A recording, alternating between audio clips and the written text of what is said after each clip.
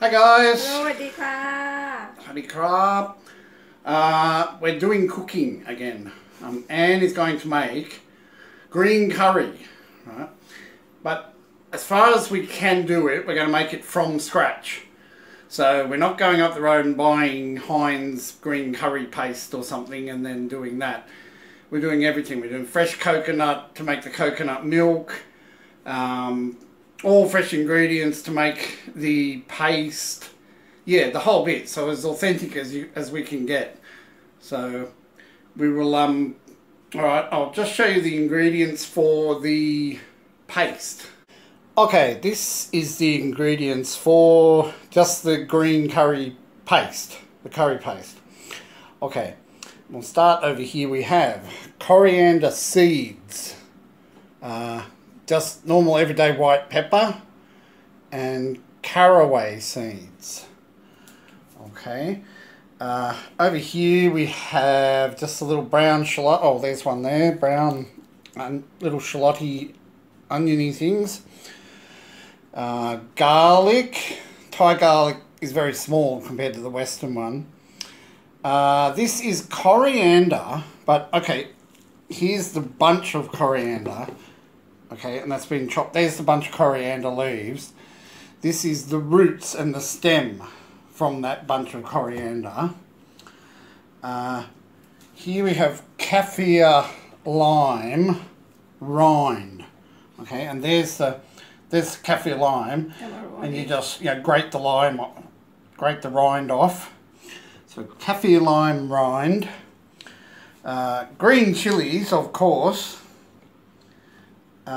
Here we have lemongrass, normal everyday lemongrass, diced up, and galangal, which is that rooty vegetable, looks sort of like ginger.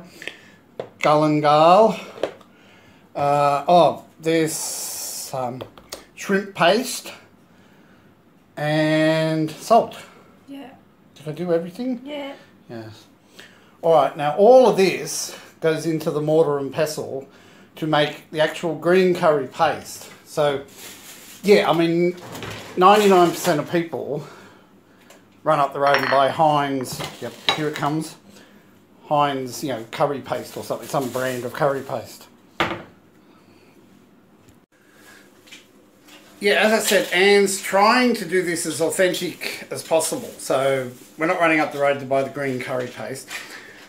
I was asking Anne, when she was small and her mother would make this dish, her mother would make it from scratch. You didn't run up the road and buy green curry paste.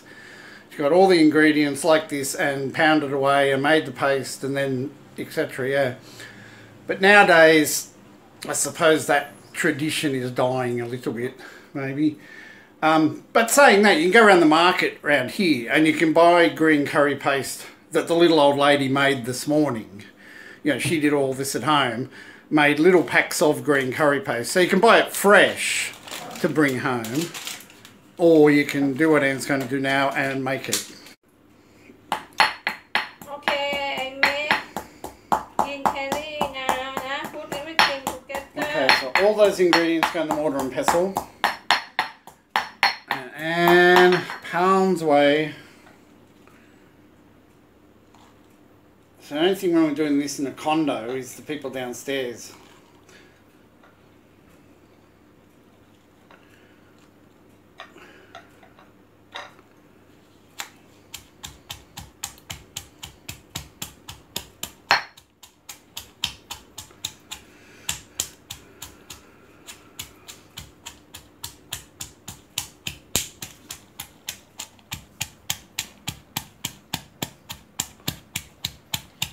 If you have make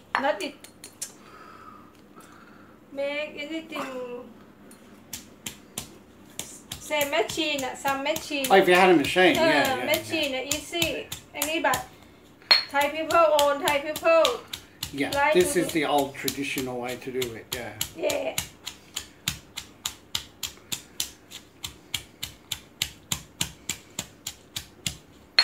Take long time because one everything mixed together. This is going to take a while. But that's all right. We'll come back in a second and have another look. Okay. Right, guys, while Anne's doing this, I was going to talk about just an update on what's happening in Thailand and that sort of thing. Just the broader Thai economy post-COVID. I mean, it's the 11th of July today, so everything's pretty much back to normal, but no tourists. No planes coming into Thailand, and there are no tourists. So 20% of the Thai economy is just turned off. Tourism is about 20% of the overall Thai economy.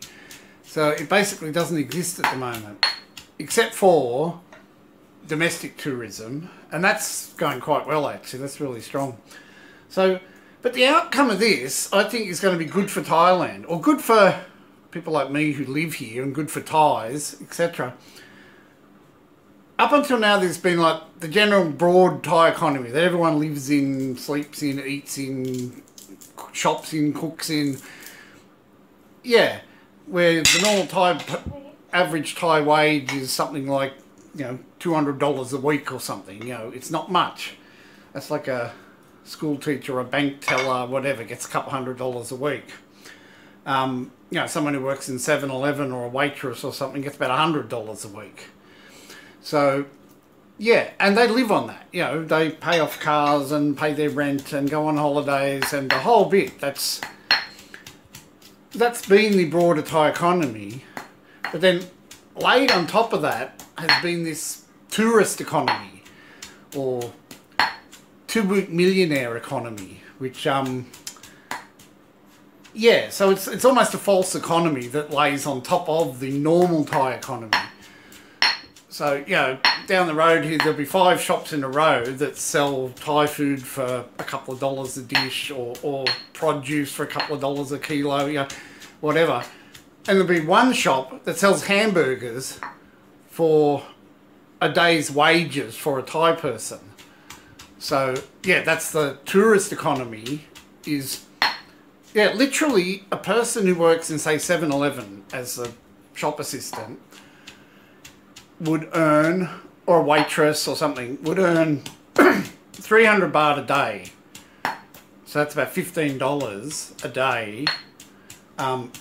If you go to McDonald's and get a Big Mac, fries, large Coke and an apple pie or something, it costs 300 baht. So for your average person who works here in a 7-Eleven, the price of a Big Mac is a day's wages. So, but then there's always been a tourist here who's quite happy to pay that amount of money for a Big Mac. So, yeah, it's almost like the person working in McDonald's would have to work all day to buy one Big Mac from McDonald's. So it's always been this false economy, and to me, that's been to the detriment of, I mean, sure, a lot of people, Thais, work for tourism sector and they earn money and they spend it and they have jobs and all of this, but they're earning Thai wages in the tourism sector. You know, they're a waitress, a housekeeper, a whatever. Yeah, but then on the other side of the coin, there's this whole economy within Thailand that's only tourists are paying the money, or some expats come to live here and keep paying that sort of tourism economy. So, yeah. So I think longer term, with this tourism economy, the false economy is shut down, everything's reverting back to the normal Thai economy, which is good. The place down the road here selling the hamburger for a day's wages will disappear because there's no customers for it at the moment. But the 5 Thai shops selling Thai food for Thai prices to Thai people will stay. So, yeah, I think longer term it's going to be better for people who live here, expats, tourists who come here and aren't stupid. It'll be good for them as well. It's just the what I call 2-week millionaires who hop off the plane, you know, and they'll come here and they'll spend double what they spend at home on the same thing. I never fully understand it, yeah. If a hamburger costs $10 at home, they'll come here and pay $15 for a hamburger. And it's like, huh? And then they'll even criticise you if you complain about that. Yeah, it's weird sort of mindset they get themselves in. Unless you're blowing all this stupid money on stupidly overpriced things, you're what they call a cheap Charlie. So it's, yeah, never makes much sense to me. But I just thought I'd mention that. The outcome of this COVID will be good, eventually. Yeah, a lot of people are still unemployed because they've lost their tourism job. But for the rest of Thailand, it's levelling things back up again. Things aren't stupidly priced anymore just to cater for that small minority of overpaying tourists. Yeah, and you're starting to see it. I actually saw a place the other day where the food price had come down. You know, instead of just creeping up every now and then because tourists will pay it. Yeah, hang on, we'll do an update on the... Not yet. Not yet, okay. Not yet. No, put everything. Okay, this little food processor's working really well.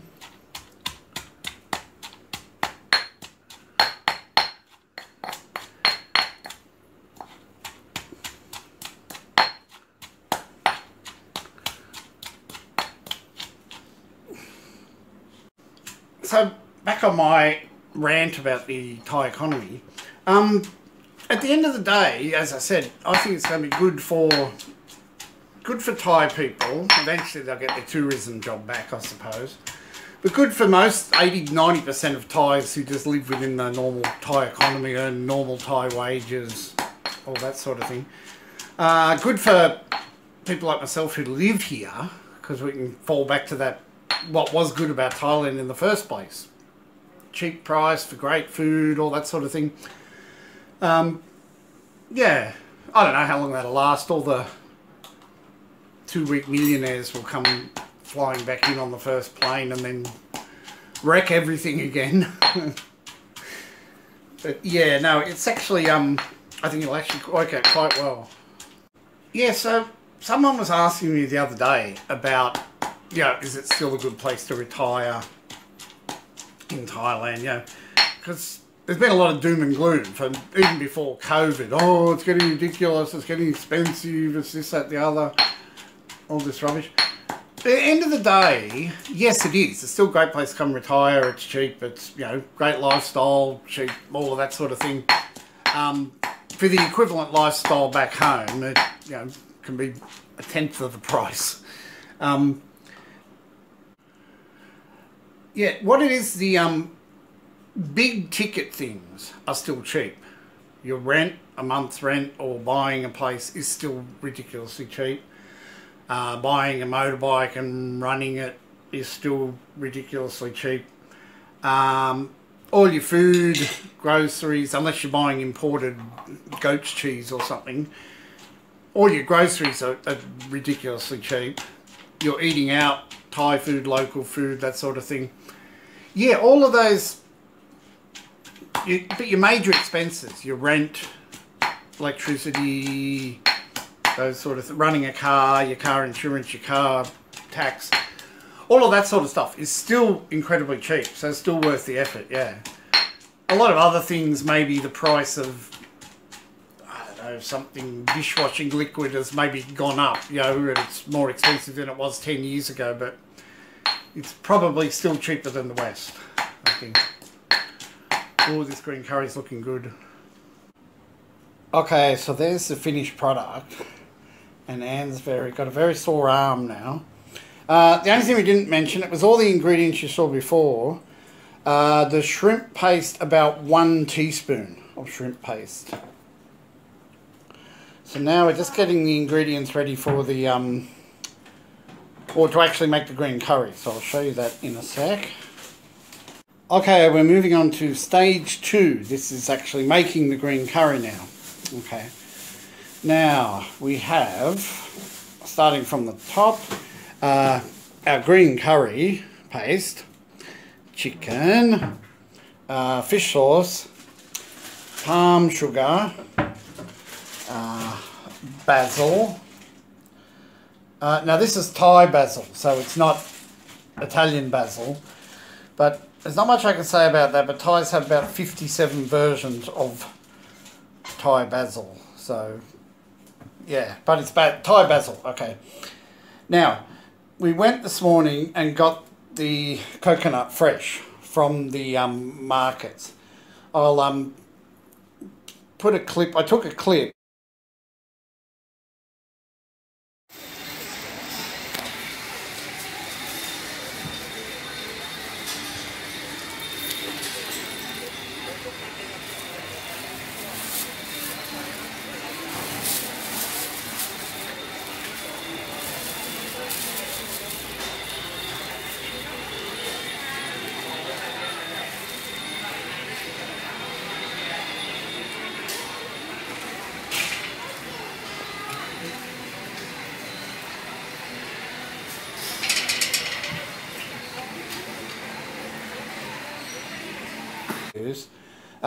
So this was coconut an hour ago. Now it's been run through this great big mincer juicer machine, right? The first bit that comes out is the thick, pulpy coconut cream. The last bit that comes out is the coconut milk. Okay, so that will. But you see, you can buy. Well, yeah, of course you can buy the what's it, but we're not doing that. We're doing authentic. Now, the vegetables, which won't be available in Australia. These are a version of an eggplant. If you run it through the translator, it just pops up and says eggplant. Okay? These are the same thing but smaller. Run this one through the eggplant, it just says small eggplant. So, yeah.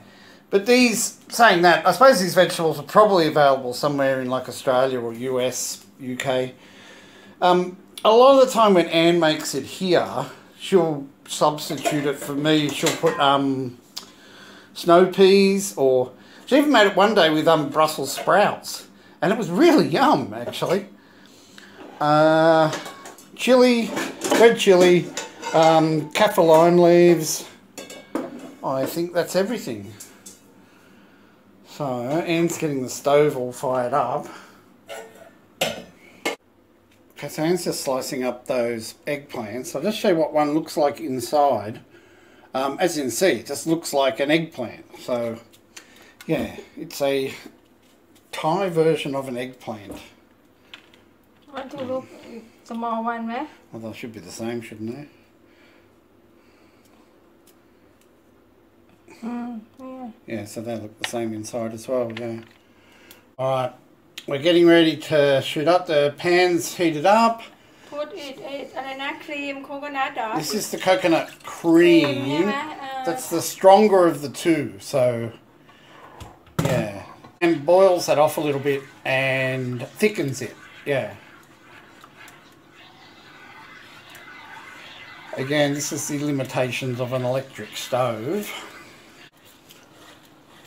Okay, so that's now sort of simmering away. And yeah, thickening up. Yeah, good. Now we add some curry paste. I put a little bit, no, it's spicy, not spicy. Okay, that's 2 tablespoons of the curry paste. 1/2. Yeah. Okay. We did a quick calculation and everything cost about 150 baht, about $6 to buy all the ingredients. But we bought enough ingredients to make a massive pot of green curry, enough to feed a family of 10 or something.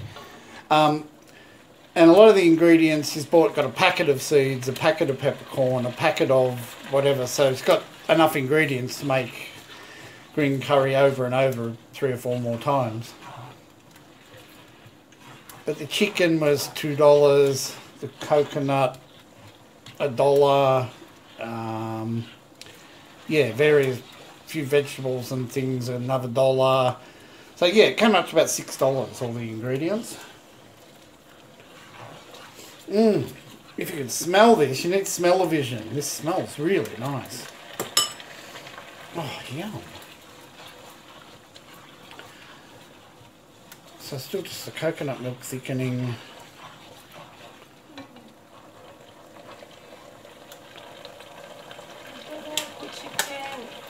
Okay, so that's, while that's simmering away, chicken goes in.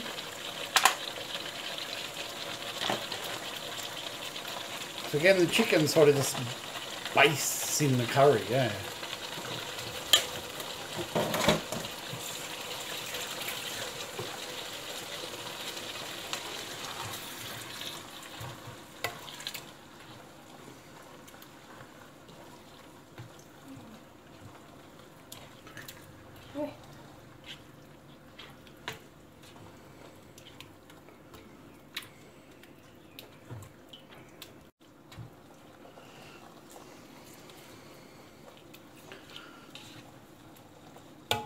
So the chicken is slowly cooking.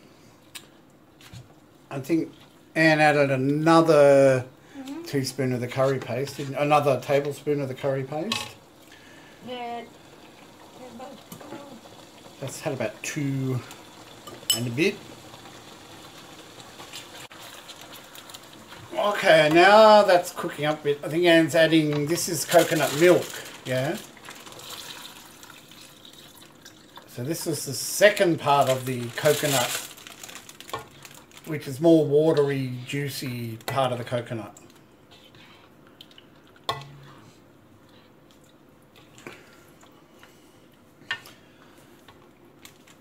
So yeah, if you're doing this from the supermarket, you'd buy a tin of coconut cream and maybe 2 tins of coconut milk.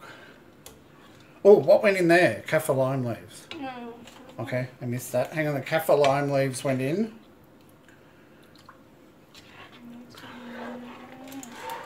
Oh, it smells really nice.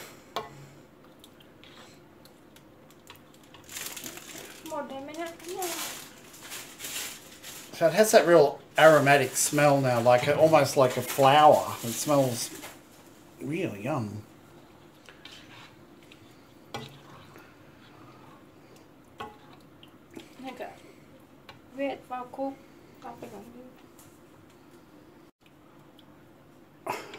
Okay, so the rest of the coconut cream went in. Now we're just waiting for this to heat back up again. This is the trouble with an electric stove. You are hindered a little bit. Now Anne just did a taste test and she thinks it's possibly a little bit too spicy for me. So, yeah, because there was a lot of green chili went in there. So what a lot of people don't realise, you know, the green in this is green chili predominantly, and the green, yeah, mostly green chili gives it the green colour, right? The same with the red curry is red chili. We used to have a restaurant for a while, and we used to get these Western customers would come in and they would say, I want a red Thai chicken, but I don't want it spicy, which used to drive Anne nuts because she's trying to cook it. And we'd have to explain to the people the red colour in red curry is chili, right? If you don't want it spicy, it won't be a red curry, it will be a white curry. Yeah, and people didn't quite get it. So we'd give them a pink curry with a tiny little bit of chili in it, and then they complained that they wanted a red curry. So yeah, it was always a bit weird.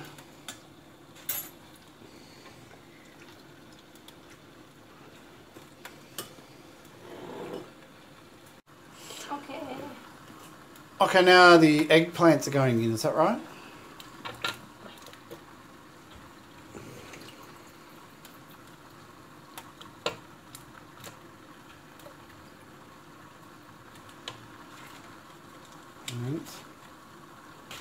And chili and the small eggplants. Okay, if it wasn't too hot before, it is now, I guess.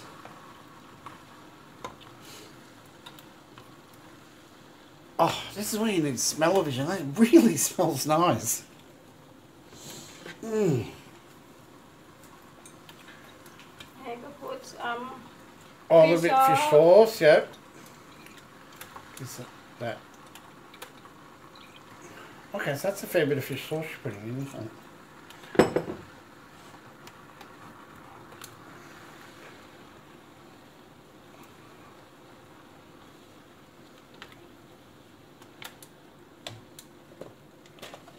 Put palm sugar. This is palm sugar.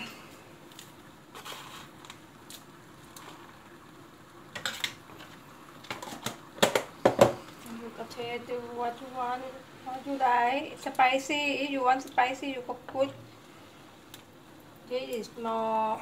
Yeah, that's right. I mean, it basically comes down to your personal taste, doesn't it? If you like a little bit more sugar or a little bit more chili or a little bit more fish sauce.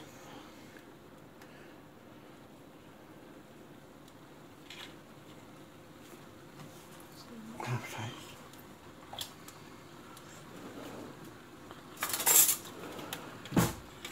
Okay, I'm having a taste test here.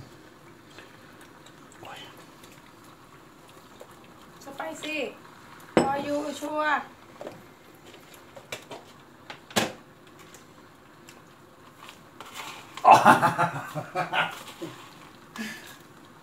Okay, that is really, really nice, but yes, it is a little bit chilly. A little bit high in the chili stakes. Oh, but you can taste all the ingredients, the green curry. Mmm.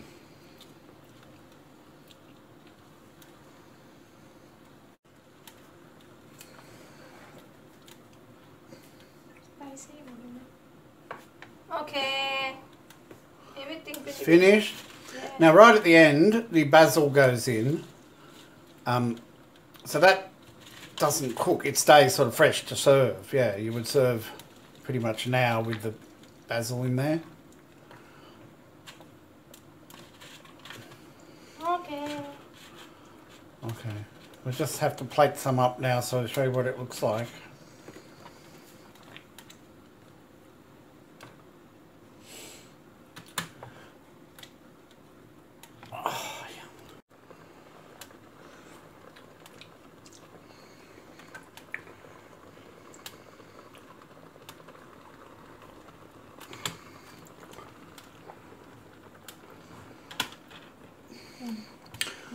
Okay, so it's finished.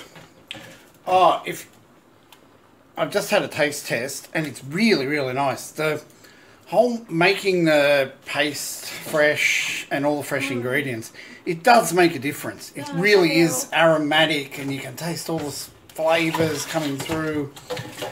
Yeah, it really does, puts it on a whole different level. So yum.